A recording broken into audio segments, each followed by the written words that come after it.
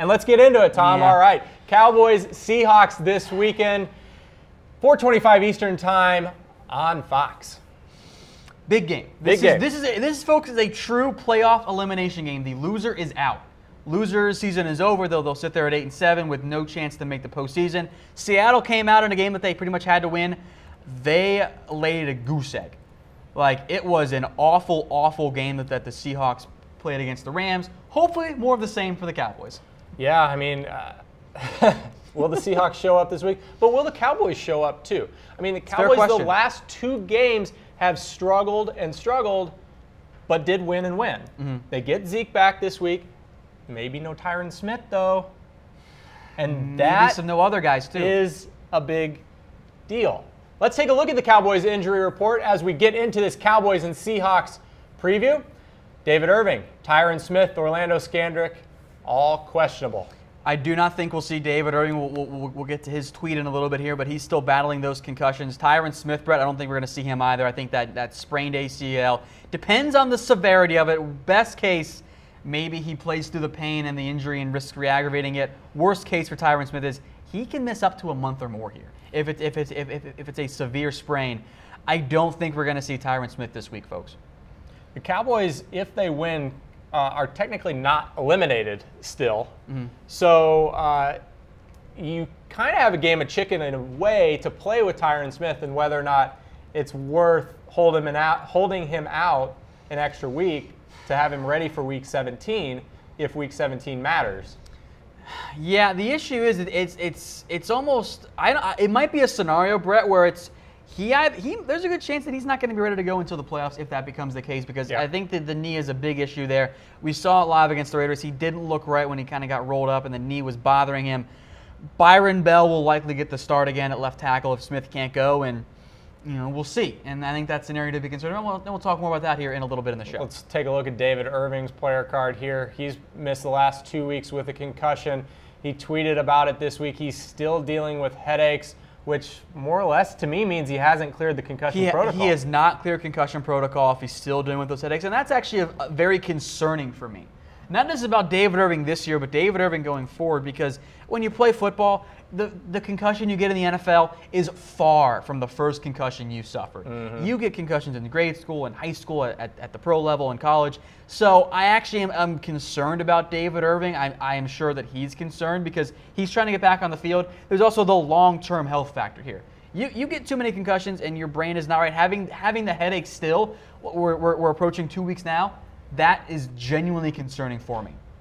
Let's take a look at the Seahawks injury report here. Mm-hmm. One key one that I'm looking at is defensive tackle Nazir Jones. I like Jones a lot. He's a rookie at North Carolina. I think he's going to be able to play. KJ Wright also going to be back this week from injury. Bobby Wagner should play as well. Bradley McDougall is questionable, but my expectation is that he is able to play, as he has helped replace Cam Chancellor, who's been banged up as of late. So more or less, it looks like the Seahawks are getting somewhat healthy on that defensive side of the ball. Now, they're still going to miss guys like Richard Sherman and Cam Chancellor. They're not quite going to be – I don't think they're going to be as bad as we saw last week against the Rams. I don't think they're going to be as good as they should be when they're fully healthy because of the guys they're missing, namely in that secondary. But compared to the Cowboys here, I think that they are in much better – compared to the Cowboys, Seattle's in much better shape. Also, you saw on that list, Benson Mayowa, probably not going to play this week either. We'll talk more about who has to step up and replace him.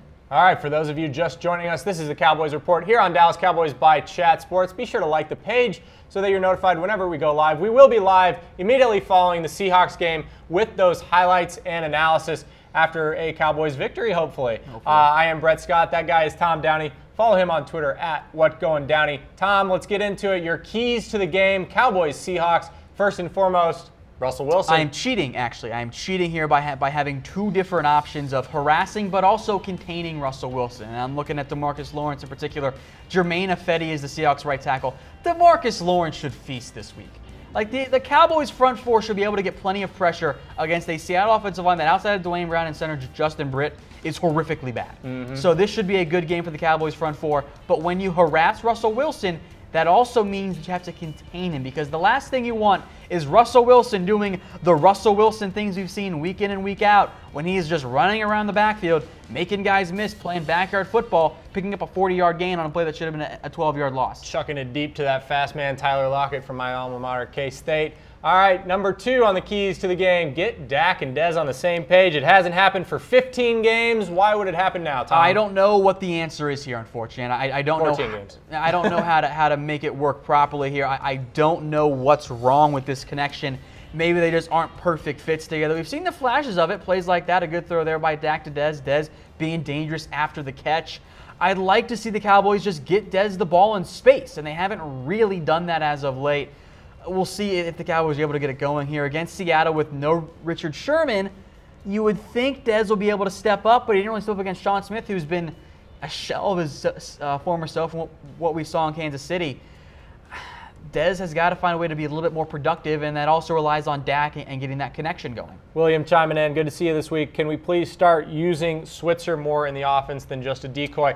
William's much higher on Ryan Switzer than I think I am. Tom, what are your thoughts? I would like to see more Switzer. He doesn't play a ton of snaps. I think he was the guy they brought in motion on the fourth and 1 play. Like, what are you doing, Cowboys? Look, Cole Beasley doesn't seem like himself. The main issue is, and when we've come down to this time and time again, they like to use Noah Brown as a blocker.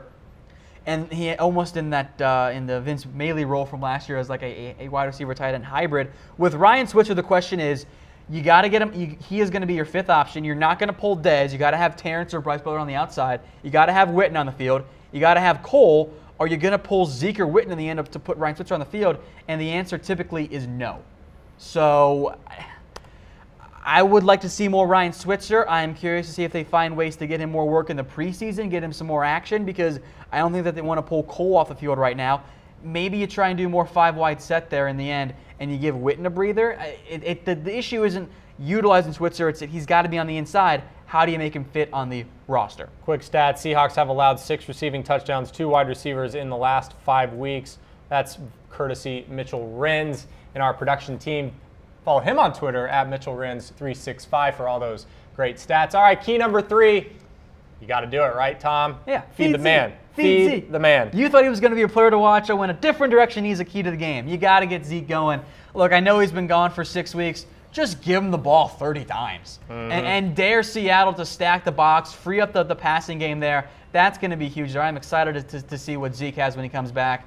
I expect good things. Maybe he's not going to be the full-fledged peak Zeke we've seen at times last year and this year, but I expect a 100-yard game out of Ezekiel Elliott this week.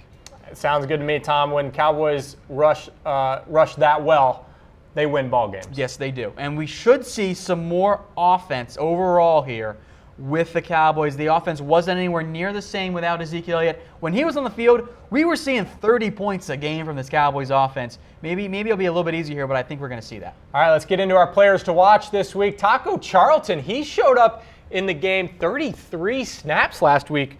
That was a bit of a surprise. Well, Benson Mayowa went down. Yeah, David Irving is hurt. That is why we saw more Taco Charlton. Bringing out our circle again here and put that together. That's some great production value out of you there. So this here, that's a hold, by the way. They don't call holds. All right, so this was frankly one of Taco's best rushes all year. A near sack. Derek Carr got lucky just to get rid of the ball. I thought Taco looked better this week. I think he's starting to kind of get going a little bit. Now, it was against an iffy Raiders offensive line. Seattle's line is not any good either. You will see Taco Charlton play on the field when the Cowboys are in a passing down situation. Malik Collins will be, of course, your defensive tackle. Tyrone Crawford will kick inside to DT. And then at the edges will be DeMarcus Lawrence and Taco Charlton. And Taco's got to get some pressure because you know teams are going to be focused on the other 3 guys more so than Taco. This players to watch portion is just going to be dominated by Michigan people. Let's go to player number 2, and that's Byron Bell. He's going to get paired up with Frank Clark this week. That's nice. I see what you did there. That was good. I'm like, wait a minute. I see what you did there. For those people that didn't know, Frank Clark, who will be on the opposite side of Byron Bell this week for the Seahawks, is a Michigan alum as well. So with Byron Bell, I hope the Cowboys, they plan better this week. Let's think, okay, there's not going to be any Tyron Smith. Let's make sure to give Byron Bell some help. Let's chip. Let's have Zeke Elliott stay in the pass block. That'll be a big boost when on passing down. Zeke can stay in. Kind of like letting Jason Witten block Khalil Mack. Don't do that. Have him. Don't. I don't know. That was a weird matchup. I don't know. It's frustrating. It was frustrating. Happened there. Or I don't know if Dak had audibled out and changed the protection scheme, or if the Cowboys said, "Yeah, good idea. Let's put Jason Witten on Khalil Mack." Either way, it wasn't good. Frank Clark, who's going to be matched up against Bell, as you mentioned, Brett. 8 sacks this season. All right, player to watch number 3 is Byron Jones. That snap count has been dropping. Kayvon Frazier getting more work. I see a comment from Jeffrey Johnson saying Frazier should be starting. Tom, thoughts?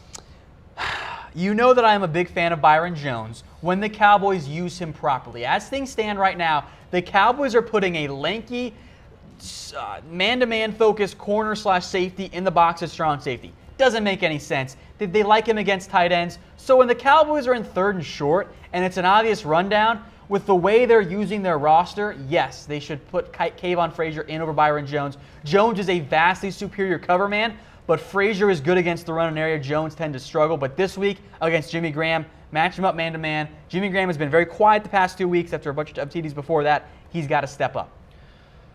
Do you like Jones against Graham? It depends on how Seattle uses Jimmy Graham. They don't throw him the ball enough. So if Seattle keeps using Graham the way they've been, yeah, I think Byron Jones gets the better of Graham, but Graham's kind of banged up a little bit as well, so he's not 100%. He's been playing through some stuff. All right, that's our Cowboys-Seahawks preview. Cowboys-Seahawks, 4:25 Eastern time on Fox. Be out there at AT&T Cowboys Stadium. Let's get some score predictions going. I've seen a few in the comments already. Get your score predictions in. We'll get them up on screen here as we close out the show. First and foremost, we're going to start with producer Lena, who is yet again on vacation. She still says Cowboys win 24-17. We didn't let new producer Harris pick because he's a Patriots fan. Yeah, so we don't give him voting rights. Tom, I said you'll see with my pick. To quote our esteemed 45th president, you'll see. You'll see. I go Cowboys 27-24. I'm actually not sure if it's going to be that high scoring or not. I mean, Seahawks did give up a bunch of points to the Rams, but I do like the Cowboys to win this week. I'm glad this game's at home, though. If you had asked me a couple weeks ago, I would have said, you know what, Brett? I think Seattle's going to find a way to win, but I've changed my mind. I have altered my pick here. Cowboys win 27-20.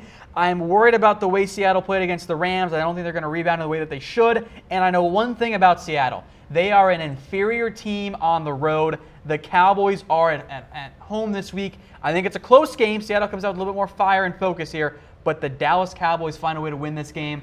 They keep those playoff hopes alive for at least another week. So more or less, Tom, you're saying the Cowboys will get to 10-6 because you think they're going to beat the Eagles? Yes, you brought it back because I forgot about that, what I said earlier. I think the Eagles-Cowboys game in Week 17 is going to be a lot like last year's. Eagles will play fulls for a couple of series. Because he needs the reps. He needs the reps, same like with Dak. That's right. All right, that is the Cowboys Report for this week. If you missed anything, we'll be right back here on Loop. We've got the replays coming up for you. Today's episode is sponsored by The Guild. Visit stayguild.com for your next stay in Austin, Texas. It's like a luxury Airbnb. Comes with a virtual concierge. Everything that you need to be a tourist in Austin, Texas. If you need that bar or restaurant that you need to hit up, you don't know about it? Yeah, you don't know what you don't know. You don't know what you don't know. Yeah. Just text them. Yeah. Text the Guild. They got a virtual concierge. They'll text you right back. They'll let you know what bar you need to hit up down there on 6th Street in Austin. Visit stayguild.com. Use that promo code CHATSPORTS for 15% off your next stay in Austin, Texas. For Tom Downey, I am Brett Scott. That is this week's Cowboys Report. We'll see you on Sunday.